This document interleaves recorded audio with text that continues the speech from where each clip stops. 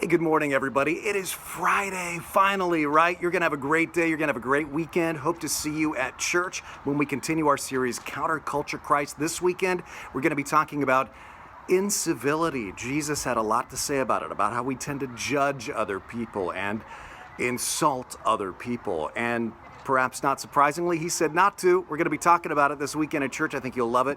But I want to wrap up this week. We've been talking about worry, anxiety, fear, what Jesus had to say about that.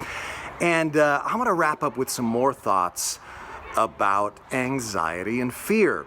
And I'm going to start with a little story. You know, I used to go skiing a lot when I lived in Tahoe. I loved it. I was never an expert, but I wasn't just a beginner. I was kind of an intermediate skier. And plenty of times in my intermediate skiing career, I would be at the top of a black diamond run or a double diamond run, and I'd look down and I would feel so anxious. I'd be petrified, like there is no way I can do that. And then the whole rest of the day and night, I'd feel so stupid because I didn't try it. Well, I began to see that as a parable for life, because there were other times that I was at the top of those double diamond runs and I felt anxious, but I went down anyway. I thought, you know what, I'm just gonna try it. I can go slow if I need to.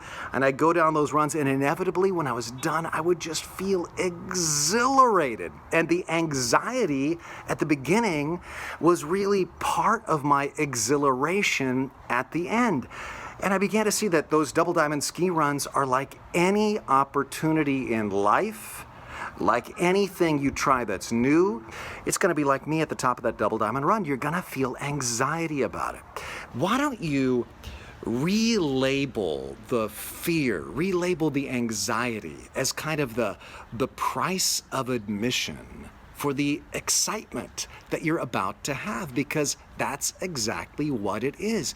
If you don't do something, and I'm talking about anything new, any change in your life, what happens is you're feeling the anxiety and you're stopping before you go on the ski run. You're paralyzed by the fear. But listen to me. You just did the hardest part and then stopped before the excitement. The hardest part is the anxiety. You're going to feel the anxiety whether or not you go on the ski run. You just felt the hardest part. You just were anxious, and then you didn't do it. How many times do we do this to ourselves? We go through the tough part of something, and then we don't stick around to get the payoff. View anxiety as the universal price of admission for trying something new.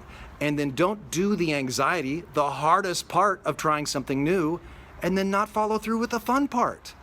Don't let your anxiety keep you from pioneering new avenues in your life that could have huge payoffs. There's a lot of great verses in the Bible about this, but I love where Paul says in Philippians 4, he's talking about his whole spiritual life.